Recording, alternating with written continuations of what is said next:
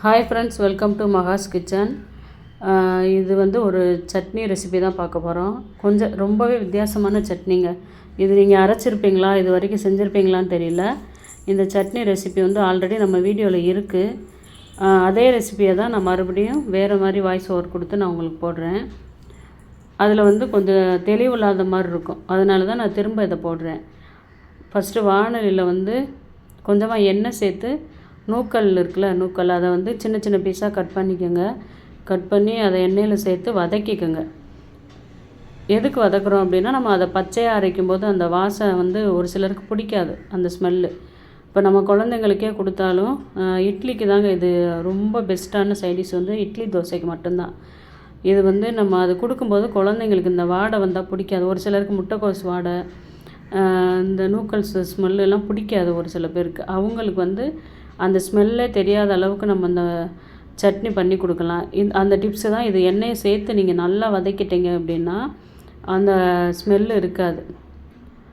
அப்போல்லாம் கையில் பிடிச்சே தாங்க வீடியோ எடுப்பேன் செல்லை. அது எப்படி செல்லை ஆடிட்டே இருக்கு பாருங்கள்.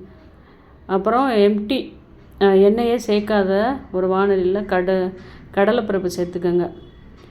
ஒரு 2 டேபிள் ஸ்பூன் சேர்த்துக்கோங்க. 2 டேபிள் ஸ்பூன்னா பெரிய ஸ்பூன் இருக்குல்ல, அதில் 2 டேபிள் ஸ்பூன் கடலைப்பருப்பு, அதே அளவுக்கு உளுத்தம்பருப்பு, ரெண்டையுமே நல்லா ஃபஸ்ட்டு கடலைப்பருப்பு வந்து வறுத்து அந்த சிகப்பாக லைட்டாக ரெட்டிஷாக வரும் பாருங்கள். அந்த அளவுக்கு வரும்போது நீங்கள் வந்து உளுத்தம்பருப்பை போட்டு ரெண்டையும் சேர்த்து நல்லா வறுத்துருங்க. இது ரெண்டையுமே சேர்த்து நல்லா வறுத்துட்டிங்க அப்படின்னா, இது வறுத்ததுக்கப்புறம் நம்ம வந்து பச்சை மிளகா, ஒரு சில பொருள் சேர்க்குற மாதிரி வரும். அதை வந்து வேறு பாத்திரத்துக்கு மாற்றிடுங்க. அதோடய எல்லாத்தையும் வறுக்க வேணாம், தனித்தனியாக வறுத்தெடுத்தோம் அப்படின்னா அதோட டேஸ்ட்டு வேறு மாதிரி இருக்கும். காஞ்ச மிளகா உங்களுக்கு எத்தனை தேவையோ உங்கள் காரத்துக்கு ஏற்ற மாதிரி வச்சுக்கோங்க. காஞ்ச மிளகாவையும் புளியவும் சேர்த்து வறுத்தெடுத்துக்கலாம். நல்லா வறுத்துட்டோம் அப்படின்னா நம்ம அரைக்கும் போதும் நல்லாயிருக்கும். நூக்கல்லை வந்து கண்டிப்பாக வதக்கி தாங்க அரைக்கணும், பச்சையாக அரைச்சிடாதீங்க, வதக்கி தான் அரைக்கணும். இது இந்த அளவுக்கு வறுத்ததுக்கப்புறம் எடுத்து எல்லாத்தையும் ஒன்றா சேர்த்துருங்க. எல்லாத்தையும் ஒன்றா சேர்த்து மறுபடியும் எல்லாத்தையும் சேர்த்து நல்லா வறுத்துட்டு, அப்போல்லாம் பாருங்கள் கேமரா கூட பிடிக்கிறதில்ல. இது நான் யூடியூப் ஆரம்பித்து 2வது வீடியோன்னு நினைக்கிறேன். அப்போ ஆடிட்டே இருக்குது பாருங்கள். லாஸ்ட்டாக கொஞ்சம் உப்பு சேர்த்துக்கோங்க. உப்பு சேர்த்து வறுக்கும்போது எல்லாத்துலேயும் மிக்ஸ் ஆயிரும். அதுக்கப்புறம் எடுத்து நம்ம மிக்ஸி ஜாரில் சேர்த்து அரைச்சிக்கலாம். இது ரொம்ப நல்லா இருந்துச்சு உண்மையாகவே. அந்த ஸ்மெல் எதுவுமே இல்லாமல் நல்லா இருந்துச்சு. துவையலாகவும் சாப்பிட்டுக்கலாம், சட்னியாகவும் சாப்பிட்டுக்கலாம். நான் இந்த பாருங்கள் இந்த அளவுக்கு கொஞ்சம் கெட்டியாக தான் அரைச்சேன். அரைச்சி முடித்ததுக்கப்புறம் நம்ம தாளிப்பு சேர்த்துக்கலாம். எண்ணெயோட அளவுமே கம்மி தான். வதக்கும்போது 1 டேபிள் ஸ்பூன், அப்புறம் தாளிக்கும் போது 1 டேபிள் ஸ்பூன்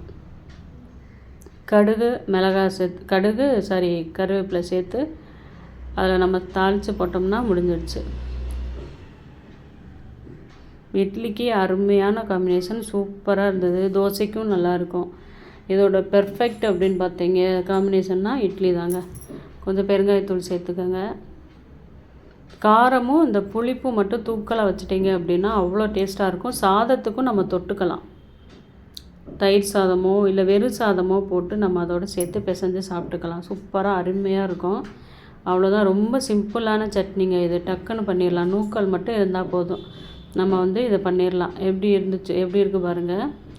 அவ்வளோதான். ரெடி பண்ணியாச்சு. இதுக்கு வந்து நான் சைடிஷ்ஷாக இந்த மெயின் டிஷ் வந்து இட்லி தாங்க. இட்லி நூக்கல் சட்னி வேறு லெவலில் இருந்தது.